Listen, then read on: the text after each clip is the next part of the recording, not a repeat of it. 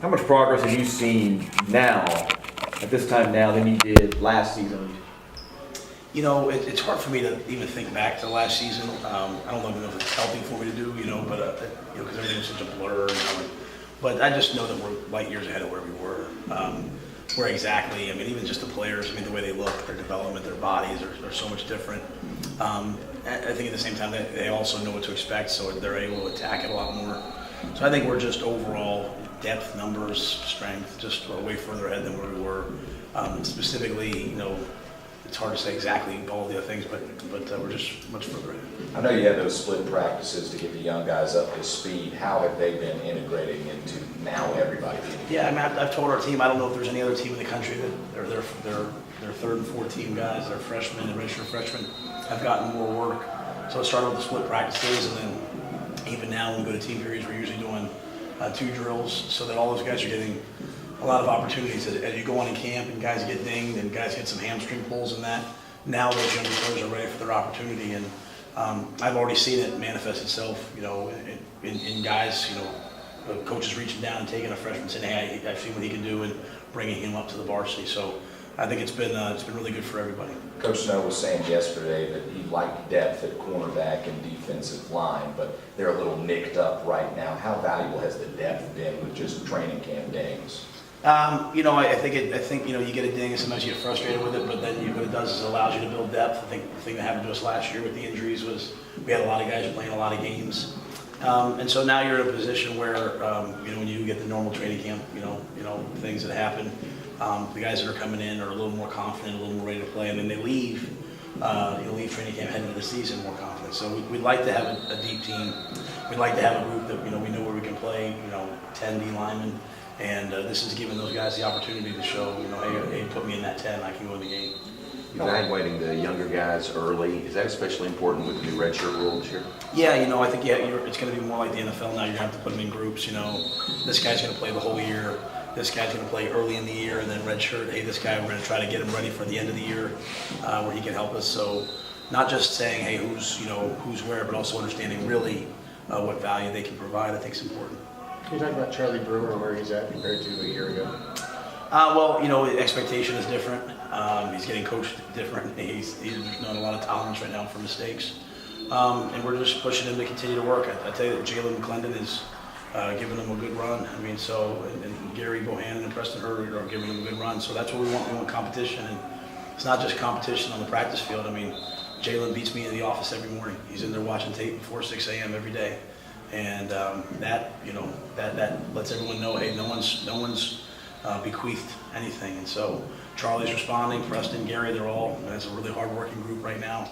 And but Charlie's got a knack to play the game. That's the part that comes easy. And so just managing all the situations, handling the protections, all the things that take you to the next level as a quarterback are the things we're pushing him to do right now. How good has it been for the O-line to have some numbers this year? More guys. Look at him. No problem. You officially got knocked out by Jermichael Hastings. Congratulations. Maybe next time we put some on the other side. Just on our QC of how to do this better. Yeah, the O-line. Yeah. Well, we've had some guys get dinged on the O-line. Drew Morgan went down, someone landed on him and hurt his knee. He's out for a couple of weeks, and then a couple of guys had some hamstrings, which I'm not used to linemen having hamstrings, but we've had some. So, but the nice thing is we have so many guys that we're able to still continue to run 3 groups, and we're doing a nice job of moving guys around, guys playing different positions. That allows us to really not just push the depth, but push the overall, what's the level of the first group, because there's competition. Has the tight end position progressed enough that you think they can take part in the passing game with this year? We had sometimes fans will say to me like, "Hey, can we throw the ball to the tight end more?" Really, it's kind of we send the tight ends out for routes. It's just really kind of how the coverage unfolds. But I like our tight ends. I think Tyler Henderson just has to get tougher, and not in a bad way. Just needs more time. He went from redshirting to being thrown out there. Jamie is making the transition, and I like some of the things that he's done. And then we have the young kids, Christoph and Ben, Braylon. So I think that group's a good group. I think we'll play with them a lot. it'll really be like this next 2 weeks to see, hey, how good can they be? What level can they get to? Yesterday, a couple of your defensive guys were talking about how they're more so reacting instead of thinking about what they need to do. Have you seen that across the board instead of just on the defense? And I think we saw that on defense towards the end of last year. Guys were starting to click and get it. I really have to give a lot of credit to our guys, like the work that they did over the summer. They worked really hard. Like the other thing I would say that I told the team was, we have more in than any team I've ever been in the first 5 days. And offensively and defensively, we were running 3 times what we were running this time last year. And that's really a function of the guys working hard. And I don't think you see guys thinking, we want our guys to play with precise aggression, and so they have to have precision with that aggression. And so I see that much more so. And if you don't know what you're doing, it's really hard to be aggressive. And so I think you see guys flying around. And the biggest thing that changes is when the guys really know what they're doing is the older guys are coaching the younger guys. And it's not just always coach. It's, Kedrick working with Christian Morgan. It's Grayland working with, Mark Milton. So that makes all the difference, I think, for the young players because they're getting coached 3 times as much, not just when they're with the players, but with coaches, but then they're with the players. And I think our guys are working really hard. Like, I was telling someone yesterday, I give everyone off Wednesday night, get the players out of here. NCAA mandates a day off now, which I think is great. And, I'm out to dinner with my wife, and there's players in the film room. The trainer texts me, hey, Jermichael and Henry are here watching film. So once they know what they're doing, then they can go work hard. They can watch more film because they know what they're looking at.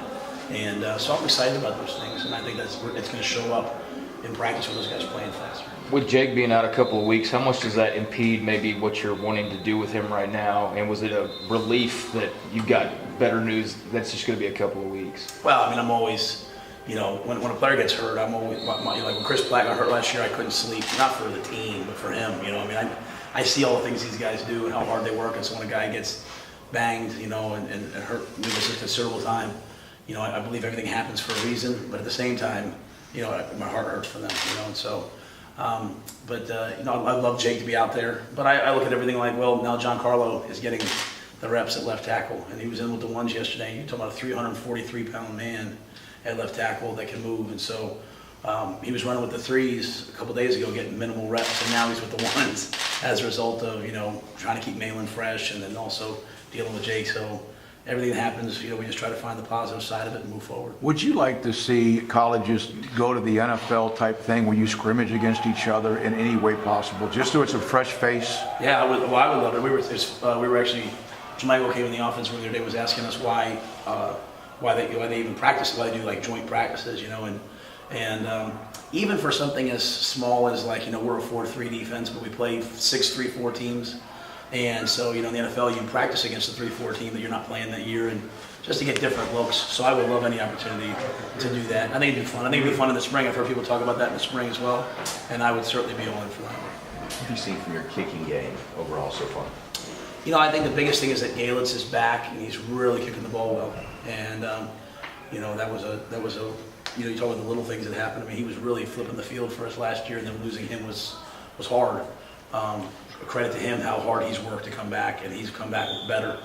So I think that, and then, the field goal, that really starts to amp up now that we're a little bit more live, full pads, where we see our protection. But, we're confident that we'll do a pretty decent job. Can you talk about just the overall competitiveness of the Big 12? Last year, those teams in bowl games. What do you tell your guys to kind of just like throw the preseason rankings kind of like out the window, and it's just like, what do you kind of send message? Yeah, I think our message is always, first of all, it's a great league, and we respect everyone. We want to always have humble confidence, where we're confident in ourselves, but humble about respecting our opponent. I think for us, the issue is always us. We're not in a position where we can worry about any other team. We really have to make sure that we're whole and right and doing things right. So we know the thing that we do talk a lot about is we know everyone's working. We're not the only ones out here today practicing in full pads. I bet you Coach Herman has UT working, and Coach Patterson has TCU working. Everyone's working. So what we have to do is make sure that we're practicing at our full capability and not short that. So, but that's at the end of the day, the issue is always going to be us. And so if we can stay really, really, really focused on ourselves and really honest about ourselves, what we're doing well and what we're not doing well, we can get better and hopefully, compete against everybody else. A lot of the attrition that you've faced, players deciding to leave the program here in the last couple of weeks, is that just the natural cycle of college football in some ways? Well, some guys were asked to leave, and so we have standards, and I love those kids. As I tell players, once a player signs to play for me, he's my player forever. And I have former players from when I was an assistant coach write me letters from jail. I have guys text me last night at 1:30 in the morning after throwing touchdown passes, thanking me for all that we did for them. They go to all games. They're all my players. At the same time, it's still a privilege to be on the team. It's still a privilege to be at a university. And so, if you're not living up to that, then you can't be here. It doesn't mean we don't love you. We're going to help you go somewhere else. Some guys had certain situations that were outside of my control, that were university-based things, and they either made the decision to leave or left. So every situation is a little bit different. I think that we'll see that every year, in a good program, a competitive program. Some guys are going to wake up and say, hey, I'm not going to play. And you know what, if they really want to play, they should go somewhere else. And so I think each one is a really individual case. Some are, like I said, athletes, some aren't going to play, some maybe aren't naturally happy. They're dealing with personal things that they need to go back home and deal with. The key to me is to make sure that we're there for all of those guys and that they know that, hey, they're our players, from now till forevermore. At the same time, that also opens the door for other players, for us to recruit more guys and for us to give, hopefully, an opportunity to give a walk-on scholarship now and then. So we're excited about the guys on our team, and we love the guys, when they do leave. And, this is a tough program. Guys are going to leave every year, and it's just the ones that stay that, we really think will eventually be champions.